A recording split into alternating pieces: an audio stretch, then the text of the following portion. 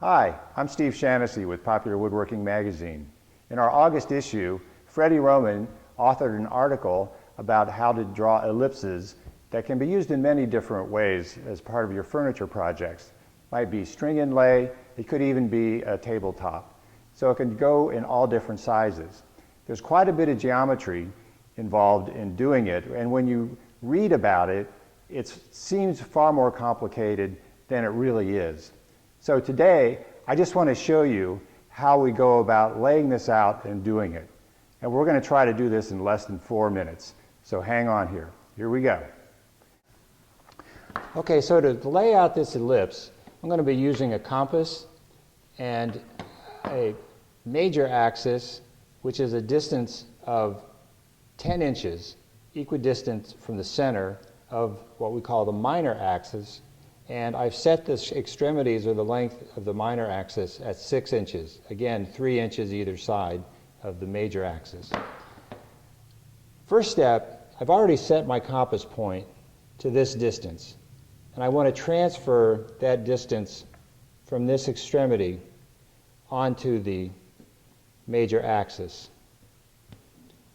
The next step is to draw a line connecting the extremities of the minor and major axis along here. The next step is to reset the compass, to this distance and transfer that dimension onto this line we just struck. The next step will be to reset the compass from here to this distance. And then I want to strike a couple of arcs using this intersection up in this quadrant, down in this quadrant, and then changing the compass point to this extremity, back to this quadrant, and back to this quadrant. The next step is to draw a line through these two intersections.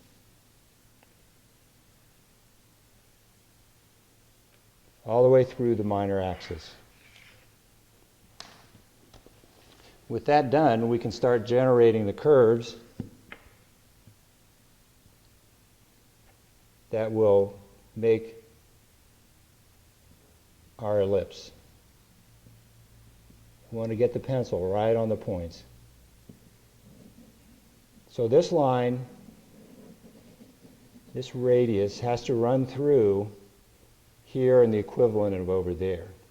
While we have this setting, we want to change our pencil point to this extremity on the minor axis, set the compass point, and generate those arcs. In the next step, we set our pencil point on that line intersection and set the compass to the distance of that extremity. And now we're going to make our radiuses and swing our arcs there. And while we have that setting, we want to come back here with the pencil point and swing that arc. But you can see how this radius flows into this radius here. And that's what you're looking for. Now, by the same token, you do this with a compass.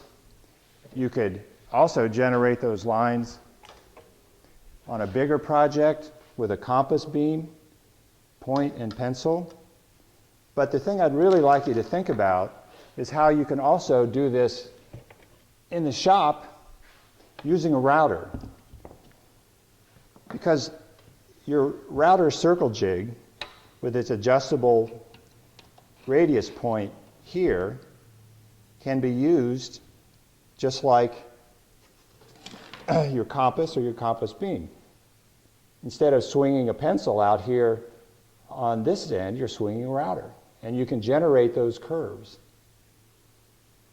All you have to do is find the compass points and lay it out just like you would on paper. And that concludes our geometry lesson for today. I hope you enjoyed it and can put this to good use in your shop. So long.